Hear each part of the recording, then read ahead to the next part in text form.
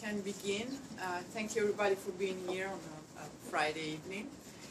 It's my pleasure to welcome in our philosophy workshop Alan Baas, who's both a philosopher and a psychoanalyst, who teaches here regularly in the philosophy department, but also a fellow at the Institute for Psychoanalytic Training and Research. It has become customary of our philosophy colloquium to invite people from the faculty, and I have to say it's my 5th year at the new school, and I haven't yet had the pleasure of listening to Alan Baas. So it's really my pleasure to finally make this happen.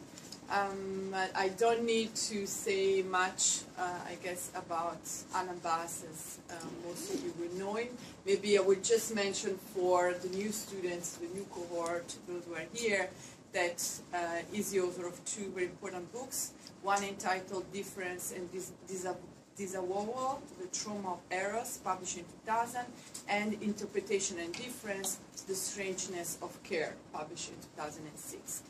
The title of his talk tonight is going to be a reading of On the Cult of Fetish Gods by Charles de Brosse, if I pronounce it correctly. Yes. And please join me in welcoming Alan Baas to our review. So, the material that I plan to present tonight is part of a much, much larger project. So and since I know some of you know what I'm about, but many of you probably don't, so I thought I would just spend a couple of minutes situating my own work and telling you why I am going to lecture about a very obscure, unknown 18th century text. The thing that I have done, besides the 2 books I wrote, is that, of course, I translated 4 books by Derrida in my misspent youth.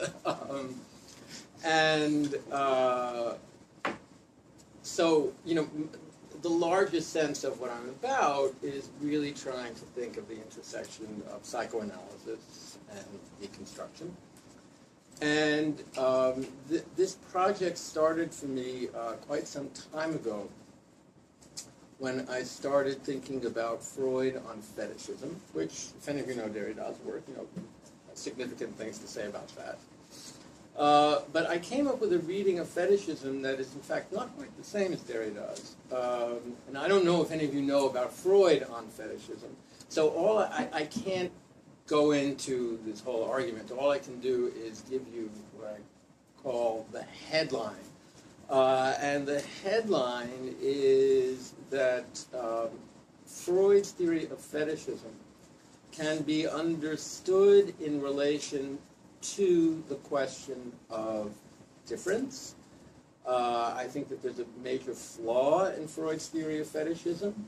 My first book is called Disavowal and Difference, or Difference and Disavowal, rather, because I came to the conclusion that Freud got caught in a trap that many, many thinkers about fetishism get caught in. It's the same trap. So one of the questions I began to think about just in relation to Freud is, why do some thinkers on fetishism wind up with what I think can reasonably be called fetishistic formulations in their own theory of fetishism? In Freud, this boils down to the notorious example where he talks over and over and over about what he calls the reality of castration of women. So that was the first piece. The second piece of this big project was a clinical one. As a psychoanalyst, in daily practice, I encountered patients who were very, very puzzling to me. And these were people who seemed to be patients for whom analysis would be the right kind of treatment, and who, when put in an analytic situation, right, analysis is by definition an interpretive therapy, seemed to have very specific problems with interpretation per se. It seemed to really motivate their most serious resistances. And again, all I can do is give you the headline. At some point, I realized that there were resources in Freud's theory of fetishism reconfigured that could explain this phenomenon of resistance to interpretation. And again, just I can't rehearse the whole argument. It's the idea that for there to be any possible meaning, for X to possibly mean Y, there has to be a space between X and Y. There has to be what I would call both a temporal and spatial difference between X and Y. And I began to think about applying the theory of fetishism to this question of resistance to interpretation. And in doing the research for that, I found out that I was not the only psychoanalyst in the literature who had thought about this phenomenon of resistance to interpretation in relation to Freud on fetishism. There were a few other people who had had that insight. What they hadn't done was related very, very specifically to the thinking of difference, the great deconstructive theme. So that's another vector in this project. The third vector, as I would call it, is something that I think is very important, totally underappreciated, that happens at the end of Freud's life. Some of you have heard me spout about this ad nauseum, which is that Freud, in his final writings, comes to more insights about fetishism, and very, very surprisingly, comes to see fetishism as the model condition for all psychic conflict. If you know anything about Freud, you know he said his entire life that his theory was based on what he called the theory of repression, which explained neuroses. He introduced the concept of disavowal or splitting to explain fetishism, and then at the very end, he has this major insight. Fetishism is really a better model. And the question that then poses is, how would that influence the entire conception of unconscious processes? Right? It's a very, very large question. So that's the third vector in my research. So all of this I've actually written about. Now the fourth vector is what I'm going to start talking about tonight, and that is the historical one. Freud had no idea that there were approximately 5 centuries worth of discourse on the topic of fetishism. We all think about fetishism, we think about sexual fetishes, high-heeled shoes, leather, things like that. The sexual meaning of fetishism is actually fairly late development. It can be dated very specifically in 1888. A French psychologist named Alfred Binet, and the Stanford Binet intelligence test, same guy, Binet, wrote an article in 1888 in which he was thinking about, as many people were at that time, they were investigating all forms of sexual practices, people like Krafft-Ebing, Havelock Ellis, Charcot in France, his colleague Manuel. And one of the things that had been cataloged was people who were very strangely sexually aroused by objects, things. And it was Binet who in 1888, who had a sense of the history of the word fetishism, who chose to call this fetishism. Freud knew that. He knew that Binet had coined the sexual meaning of the term. But Binet had a sense of what I would call the very large theological, anthropological, philosophical discourse on fetishism, which in fact is vast. So I then started to ask myself, well, what does this history of discourse on fetishism, how does it bear on Freud, on fetishism?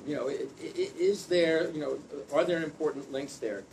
Could this history enlighten, what Freud is doing at the end of his life?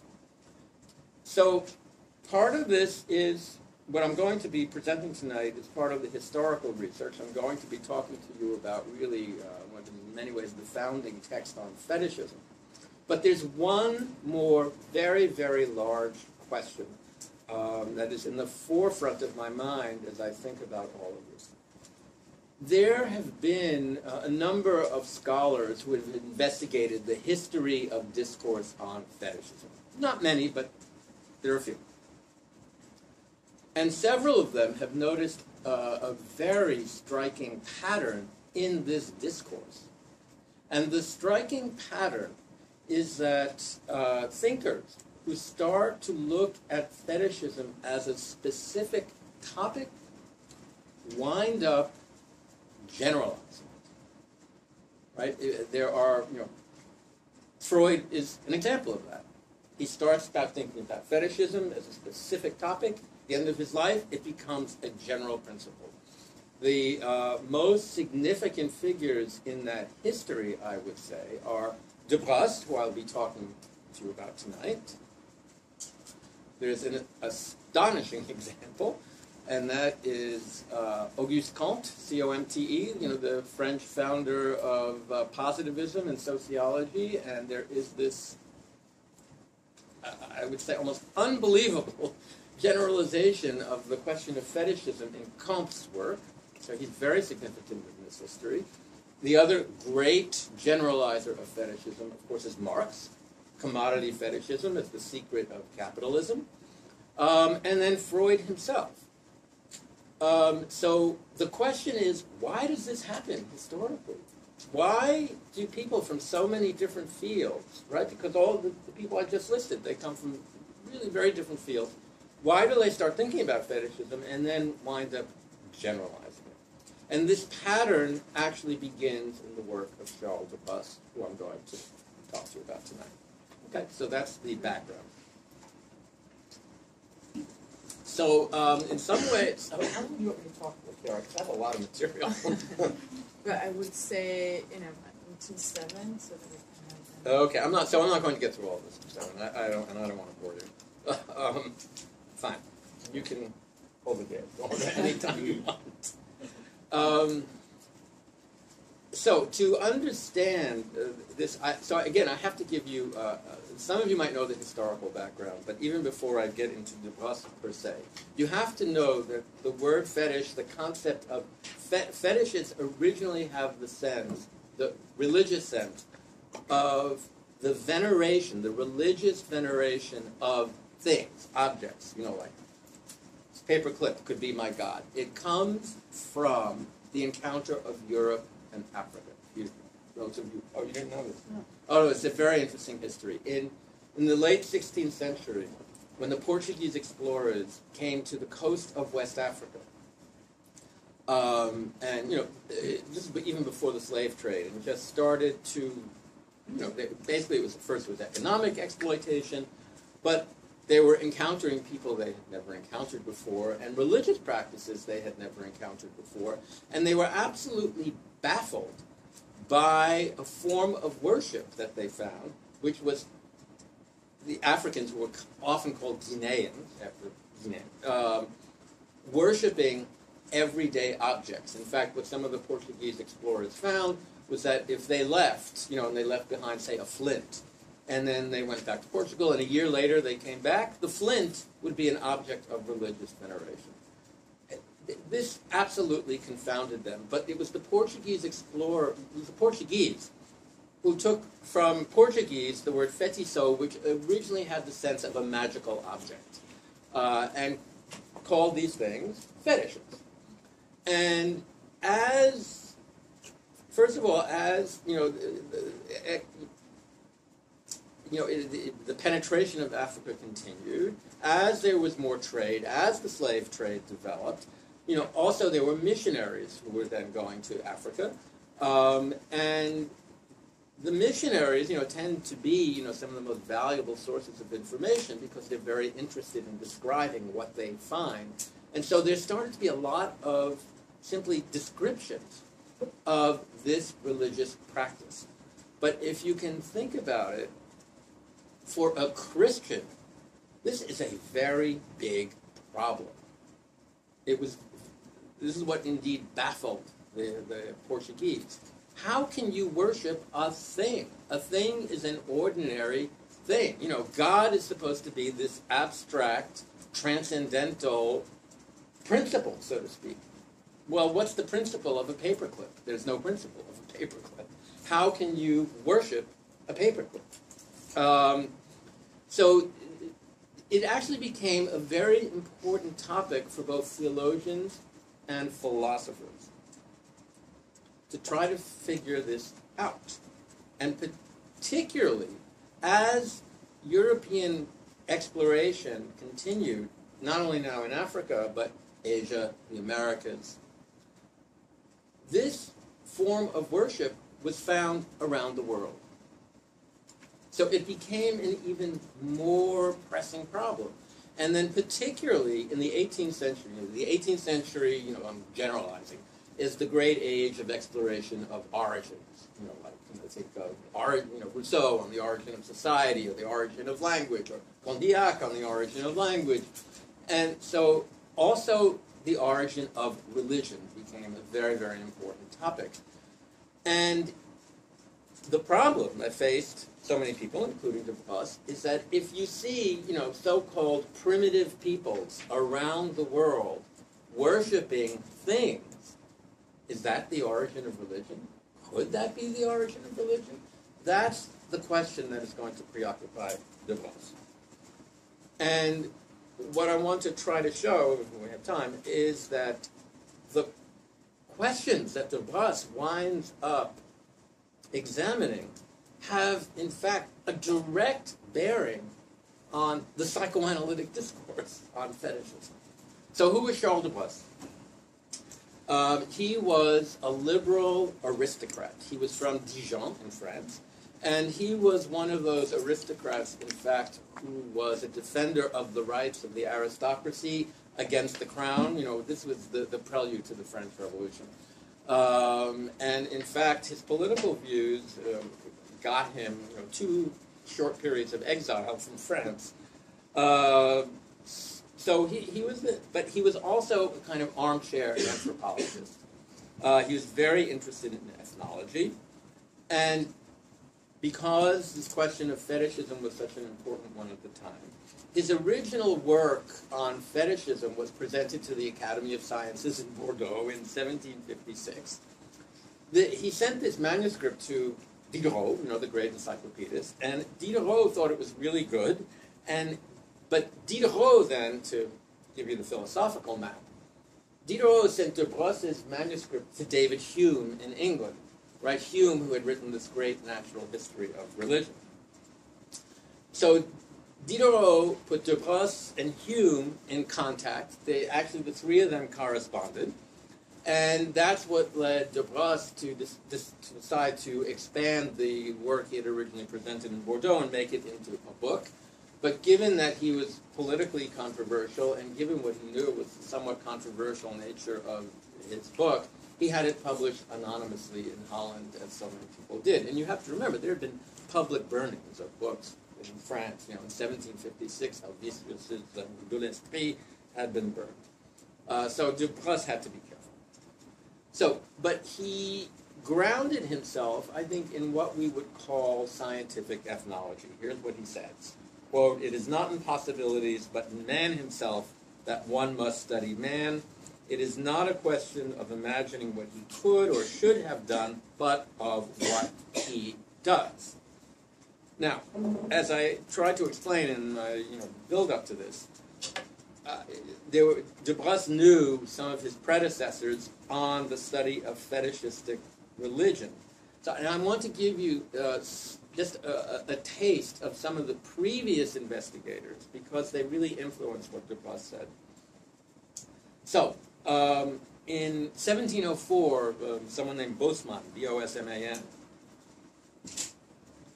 had written a text about the relations between what he called Guinean, which meant African, fetishes, and prohibitions against eating certain meats, right? In other words, worship of a thing and certain religious prohibitions. You can't eat this, you can't eat that.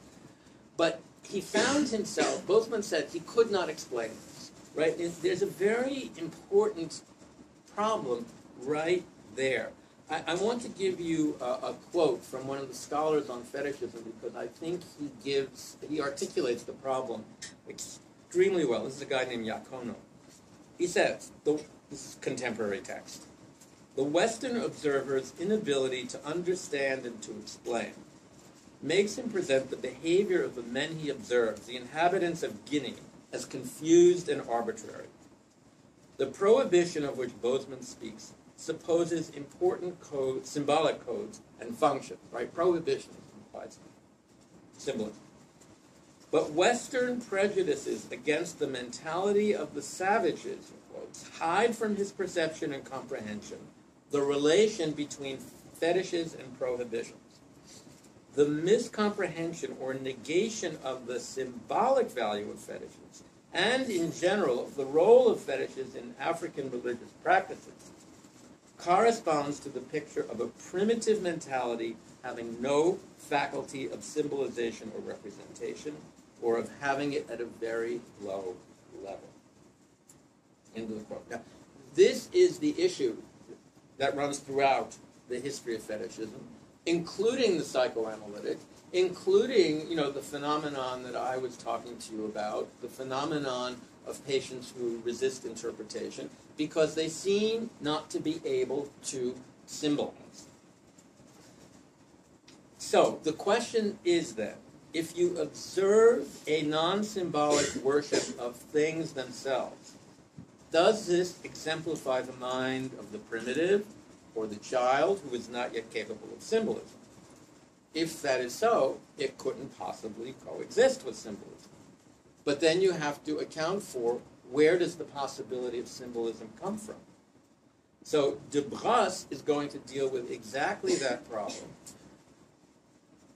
And in dealing with that problem, he is going to make the first gesture of universalization of fetishism. Now, just one more, two more pieces of background, sorry. Another very important predecessor of de Baas's was a priest named Lafitau, who wrote a book, whose title in English is Customs of the American Savages Compared to the Customs of Earliest Times. Now, Lafitau, who's again a cleric, also makes the point that there's always a basis of comparison of contemporary primitives to early man. The assumption always is that the primitive mind is constant, it's the same both then and now. Lafitau called the fetish a talisman, which he said was akin to the other practices that had been found among American Indians, the people of the East Indies, the island of Formosa. But as a Christian, Lafitau articulated the problem quite clearly. So given the conviction of one true God who created everything, Lafitau's idea was that there had to be a unique origin of humanity with knowledge of divinity, right? You can follow the logic. God created everything. Christianity is, say, the telos of religious history. So there has to be a way of accounting for the end at the beginning. And in fact, some of this starts to sound quite bizarre. Lafitau wanted to demonstrate what he thought was a correspondence between American Indians and biblical texts, because there was the American Indians, he thought, were descended from the Pelagians. Who were the Pelagians? These were that branch of humanity who were hypothetically descended from the biblical Peleg. Who is he? Any Old Testament experts here? Who is Peleg? Peleg was a descendant of Shem, who is one of the three sons of Noah. And while this might sound absurd, there is actually this is going to be very important also for de Baas. So they had a direct influence on de Baas. What Lafitau thought was that after the flood, right, only Noah and his family are saved. Noah has 3 sons. One of those sons is Shem. Shem, after the flood, is call it the good son. It's Shem who is hypothetically the forebear of the Semites, or the Jews. His brothers were kind of not so good guys. And even after the flood, there was a kind of degeneration of humanity through the descendants of Shem's brothers. So Lafito thought that if Shem eventually was the guy from whom the Semites, and eventually Abraham, right, the founder of Judaism and of monotheism, if there's a direct line of descent, and if Peleg was one of Shem's sons, then there is a very distant link between Pelagians, among whom he classes American Indians, and the possibility of belief in an abstract, transcendental God. Now, of course, it sounds absurd to us, but it is an answer to the question that these people are trying to solve. Via common descent, there's a distant memory of an abstract creator, even in some form of worship of things. Right? That's why Lafito can claim there's a correspondence between the pelagic American Indians and the Bible. Now, the other philosophical forebear here, which is very important, is Hume, and I have to say some words about him. Because, as I said, de Brosse read Hume in the 4 years between his initial work and the publication of this book. Here's Hume on fetishism. Quote, "There is no tenet in all paganism which would give so fair a scope to ridicule as this of the real presence." In other words, the God is really in my paper book. "For it is so absurd that it eludes the force of all argument." Unquote. So Hume was a great rationalist, and of course, had a sense of the relationship between Christianity and rationalism. Was very willing to mock the absurdity of real presence wherever he saw it. He really enjoys an anecdote about a Catholic priest who mistakenly gives a counter instead of a wafer for communion, and then the communicant says to the priest, quote, "I wish you have not given me God the Father. He is so hard and tough, there is no swallowing him." So Hume thinks that really makes the point. But he makes another point.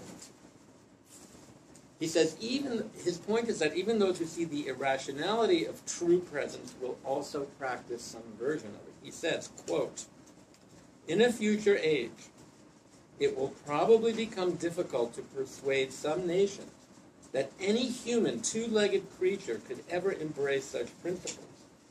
And it is 1,000 to 1, but these nations themselves shall have something full as absurd in their own creed, to which they will give a most implicit and religious assent."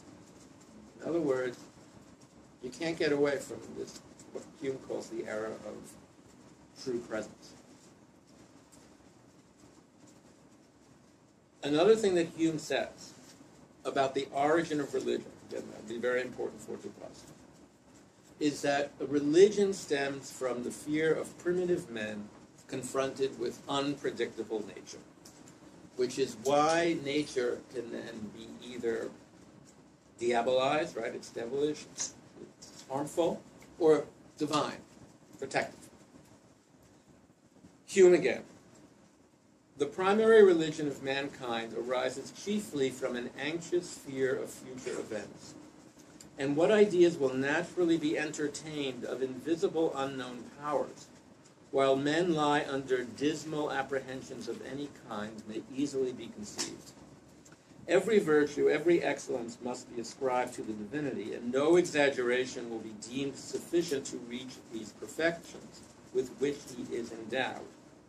Here, therefore, is a kind of contradiction between the different principles of human nature which enter into religion. Our natural terrors present the notion of a devilish and malicious deity. Our propensity to adulation leads us to acknowledge an excellent and divine. And the influence of these opposite principles are various according to the different situation of human understanding." It's a very important quote. Jumping ahead again to psychoanalysis, there are any number of psychoanalytic themes in that quote. If you know anything about what Freud says in Totem and Taboo about animism, Freud basically makes the same argument, that primitive man projects a soul or a spirit, anima, into nature in an attempt to control it. Now, there's another very important echo of psychoanalytic ideas when, Hume talks about our, both the frightening and divine aspects of nature. That it's opposite. Because for Freud, I didn't make this point clear, but you have to understand this. Freud's theory of fetishism, again, I'm not going to make the argument, I'm just going to give you the conclusion, is that it's a result of what he calls the castration complex, the man who cannot tolerate the idea that women do not have a penis, and so he has to ascribe a substitute penis to the woman. Freud thinks that's what sexual fetishes are about. They rephallicize the woman, but Freud says the man would not do this unless he really believed that the woman was castrated. In other words, fetishism is both an expression of opposite principles. The woman is castrated, the woman can be fouled. Right? Again, the woman, terror and adulation. The woman is frightening because she's castrated. The woman can be arousing, even idealized because she's foul. In psychoanalysis, if you know anything about that, of course, the other great theorist of one thing being both persecutory and idealized is Melanie Klein. If you know anything about her theories, going back to very early childhood, her theory is that the baby has this kind of split image of the mother's breast, right? If it is the source of everything, and so it is the source of everything that is idealized and perfect, but sometimes it is not available, so it is frustrating and persecutory. So, again, one thing embodying opposite principles.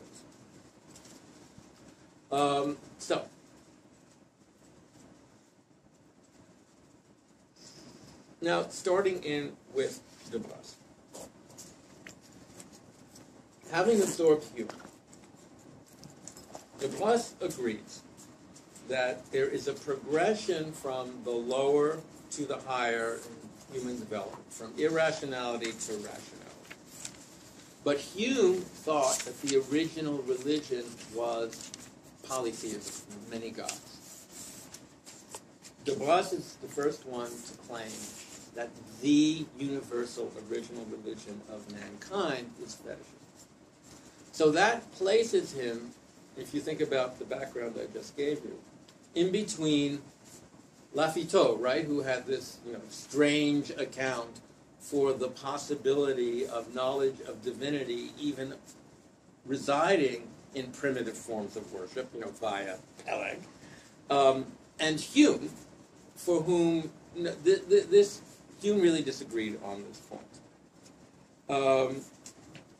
Because for Hume, there simply had to be a slow development from the irrational to the rational, from the concrete worship of a thing, the abstract, a universal transcendental God.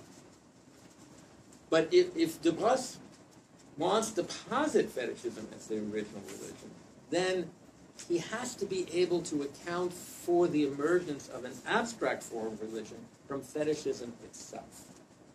So, here's the first quote from Baas, from the beginning of his book. Quote, "The cult of certain terrestrial and material objects called fetishes among the black Africans, among whom this cult subsists, and that for this reason I will call fetishism. Although in its proper meaning the fetish is related in particular to the belief of the black Africans, I signal in advance that I count on making use of it in speaking of any other nation in which cult objects are animals or inanimate beings which are made into divinities. All these ways of thinking have at bottom the same source, and this latter is only the accessory of a general religion extended at great distances over the entire earth. Again, the first statement of universality of fetishism. So, why? Why, for de Baas, is fetishism the primal form of religion found in all places at all times? Well, because he's absorbed Hume. He thinks that the constancy of the primitive mind is an index of the universal childhood and irrationality of humanity. So here's de Baas again. There is no superstition so absurd or so ridiculous, engendered by ignorance joined to fear. Nations of the Orient in their first centuries were no more exempt from this puerile cult that we will find generally spread over the entire earth, and maintained especially in Africa. It owes its birth to the time when peoples were pure savages ensconced in ignorance and barbarism. With the exception of the chosen people, there is no nation which has not been in this state. Fetishism is practiced by peoples who spend their lives in perpetual childhood. End quote. Now, while the chosen people may be the exception to the general rule of fetishism, de Baas will eventually concede that individual examples of fetishism can even be found in the Old Testament. How could this not be if fetishism reflects childhood itself? So de Baas here uses the argument that will be echoed across the centuries. The child originally has no capacity for abstraction, symbolization, or representation. So, like Hume's idealized and terrifying gods, the fetish can act for good or evil, can protect or harm. Here's a wonderful passage that was to have a direct influence on Marx. I'm not going to talk about Marx tonight, but we know that Marx read de Baas and took the term fetishism from de Baas, and he quotes de Baas in some of his early journalism. And he quotes this passage in particular. Here's de Baas. No other divinity of this type was so baleful to the savages than gold, which they believed certainly to be the fetish of the Spanish. Judging of that species' belief by their own, and by the profound veneration that they saw in them for this metal. The barbarians of Cuba, knowing that a flotilla from Castile was going to descend on their island, judged that it was first necessary to conciliate the god of the Spanish and then to distance it from them. They assembled all their gold in a basket. Here, they said, is the god of these strangers. Let us celebrate a festival in its honor to obtain its protection, after which we will make it leave our island. They danced and sang in their religious fashion around the basket and then threw it in the sea. I couldn't resist that because of the relationship to Marx. Okay, enough said that.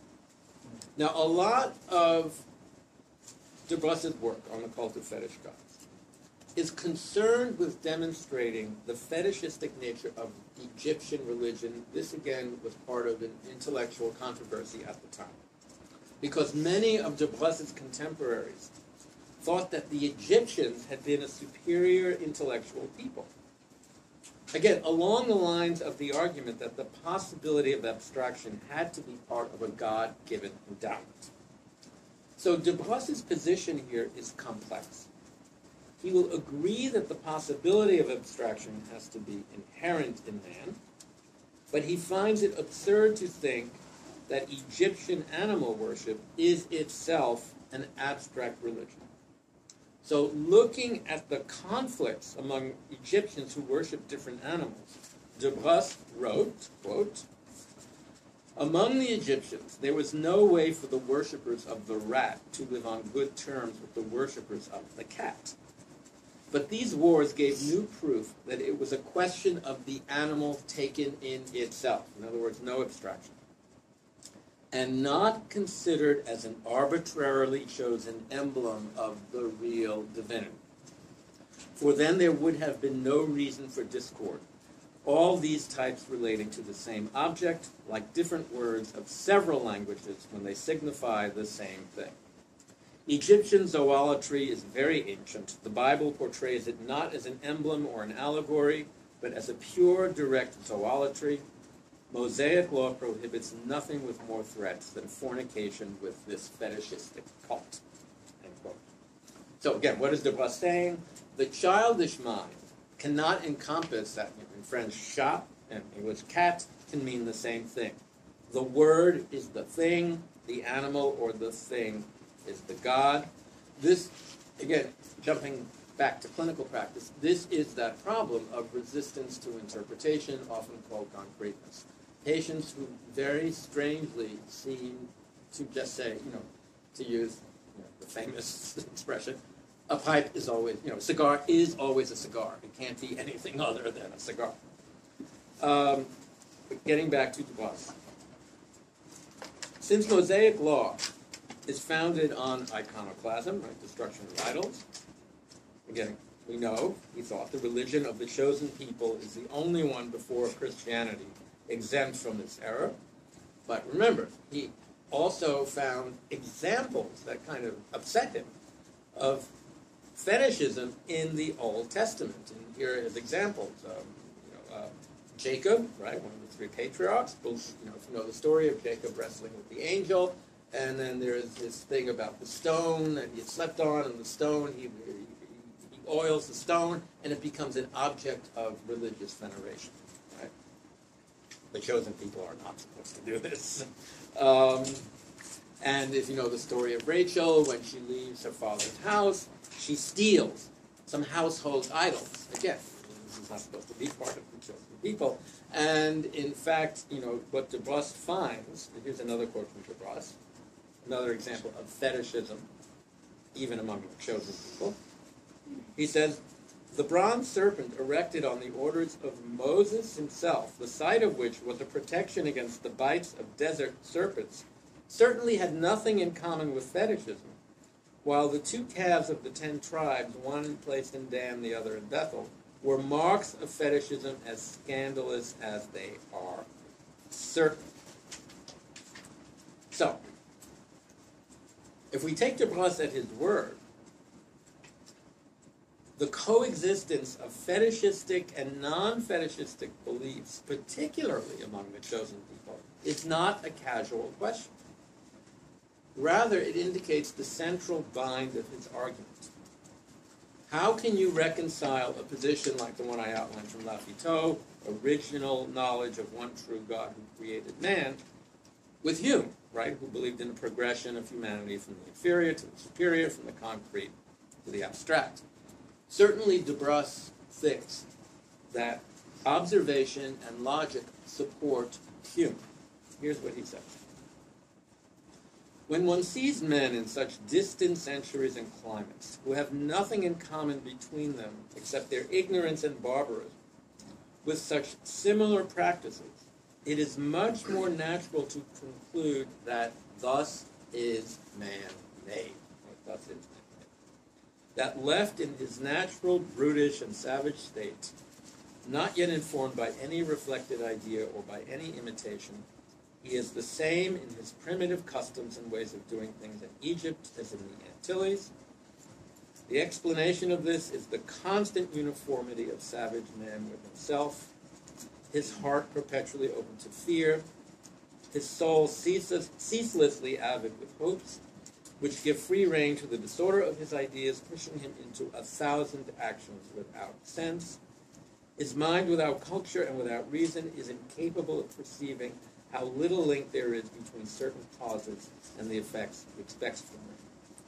Since one is not astonished to see children not raise their minds any higher than their dolls, believing them animate, and acting with them in consequence, why would one be astonished to see people who constantly spend their lives in a perpetual childhood and who are never more than 4 years old, reason without any accuracy and act as they reason? That's the Humean argument. It's this kind of ontogeny recapitulates phylogeny. The history of mankind is a history of early mankind is childish, and we have to develop into mature, rational adults. And in fact, this kind of developmental thinking, also dominates psychoanalysis.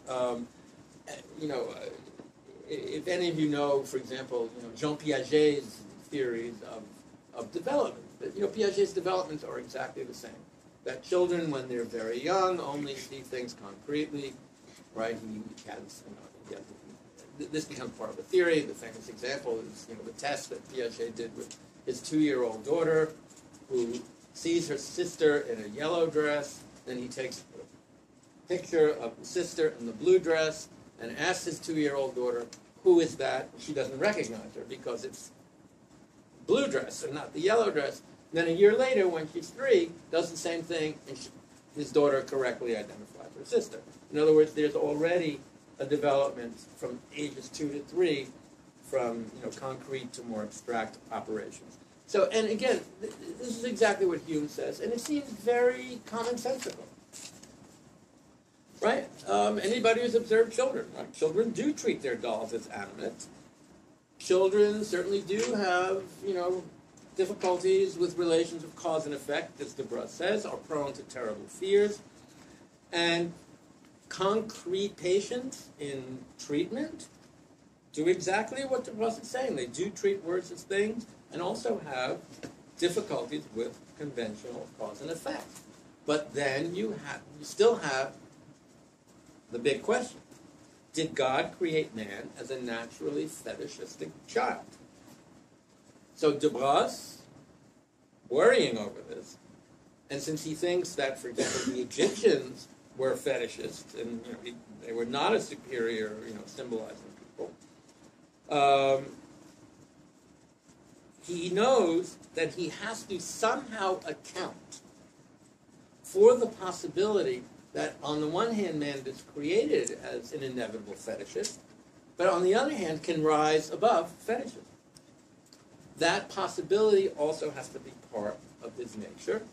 And here's Baas's answer to that question, which is very similar to Lafitaux's, in that it goes back to, surprisingly, Noah and the flood. So, here's Baas's answer. The error in this respect, it seems to me, coming from considering man as he initially emerged from the hands of his Creator, in a state of reason and well informed by divine providence.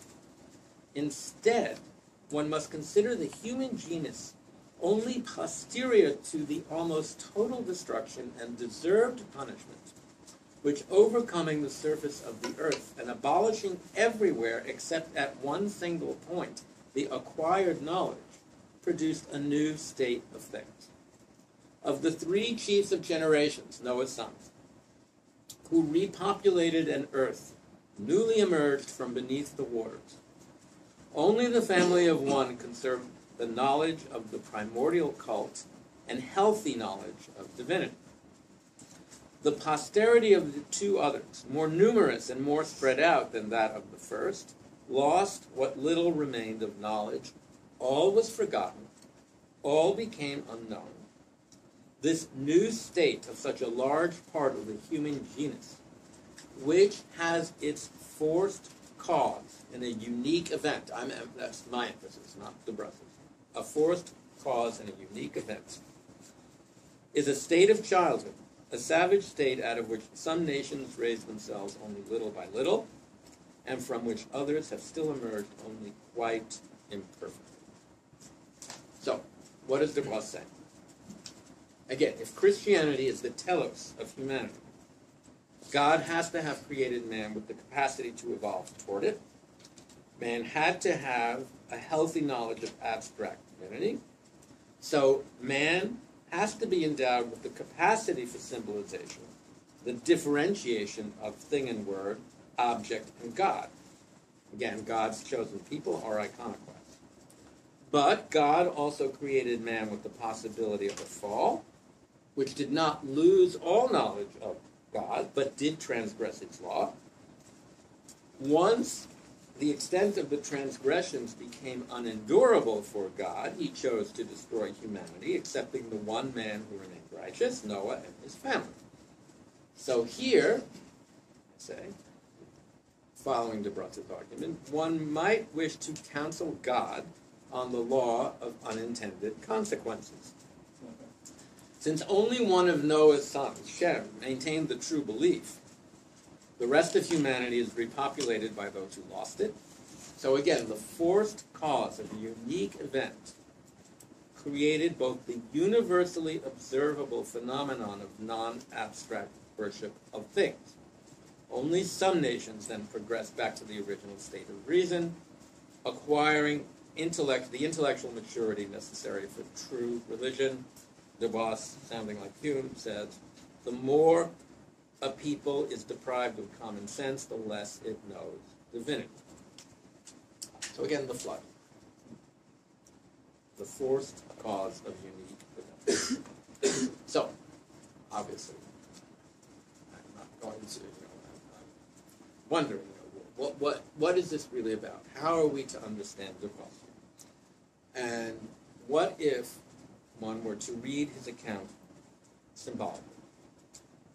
If one reads De Bros symbolically, not literally about the flood, one has a much more complicated picture of so-called development than the one that says, we just go from the irrational to the rational, from the concrete to the abstract. Because, what is De Bros really saying? That he is, it is a teleological argument that the end of development, abstract reason, common sense, independent transcendental divinity, has to be contemporary with its beginning.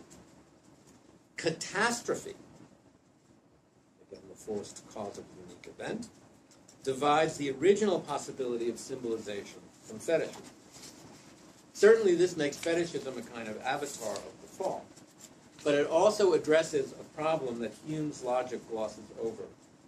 One has to account for the possibility of the coexistence of the concrete and the abstract. I don't know if you remember from the beginning, even that the Europeans could not put together that there could be, say, concrete worship of things that coexisted with very elaborate symbolic codes. So for De Bros, in his biblical literalism, this coexistence of the concrete and the abstract is divinely mediated. But that means it's an attribute of man that is independent of man. If one translates this problem into the question of the difference between a thing and the God it embodies, then De Bros is placing difference, the possibility of symbolization, at the origin, literally at the creation. So that's why difference then becomes a transcendental possibility, which can only be eliminated by a transcendental catastrophe, the forced cause of a unique event. Those who remain in the post-catastrophe state of irrational fetishism can only emerge toward reason and abstraction via the counterforce, really, of conversion. When many people read De Bros and all these arguments about fetishism as a justification for colonialism and the slave trade, and I think that is true. But getting back to my central problematic, so going back to the argument I made about concrete patience and difference in disavowal, my argument was that those patients who do, like the fetishists De Bros describes, do seem to conflate word and thing, who do have difficulties with symbolization. My contention is that they are defending against any form of differentiation that is experienced as catastrophic. That's why there are two paradoxes. One, in actual clinical practice, one finds that people who seem to be concrete are never consistently concrete. That's what's so difficult to understand. Sometimes they are, sometimes they aren't. And the other, great, I'm calling the paradox, is then Freud's generalization of this question at the end of his life. But the basic idea that I advocated in Difference and Disavowal is that it is a mistake to understand concrete patients in, let's say, a Humean way. That these are people who are simply stuck in an irrational, childish, primitive form of mentality. Somehow they can't raise themselves above, concrete, what Piaget would call sensory motor operations. Rather, my contention is that this is a conflict between difference and a catastrophic response to difference. In other words, a catastrophic anxiety about difference. So that you then have to replace something differentiating with something concrete. But this is why the description of fetishism in Baas is in many ways very accurate. It cannot be dismissed. And it does correspond to the description of concrete patients. But such descriptions themselves become fetishistic, concrete, or literalizing, like Baas on the literality of the flood, when they cannot encompass difference itself as the non-transcendental possibility of symbolization. If one reads Baas allegorically or symbolically, these are the elements of his account. Original difference, apparent elimination of difference via catastrophe.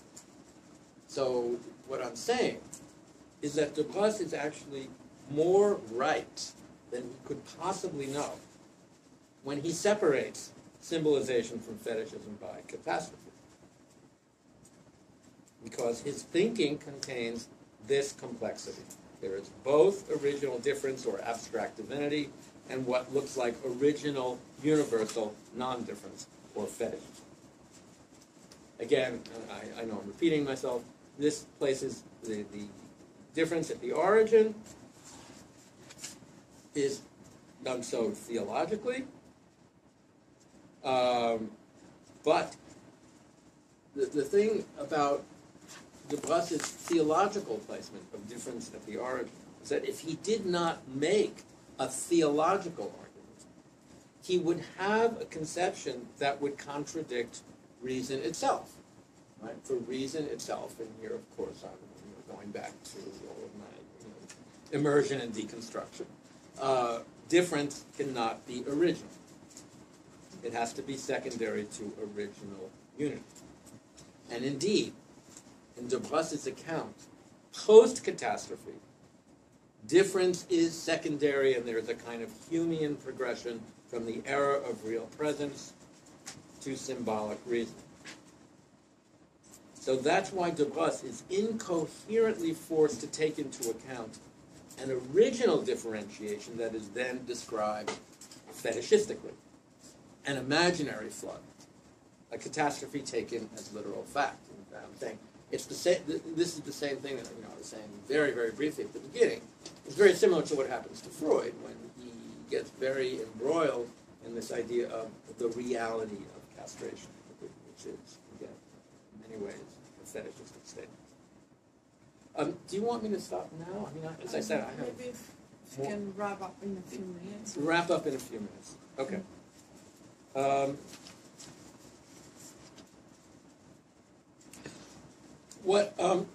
To wrap up in just a few minutes, here I want to go back again to some of the larger philosophical or even deconstructive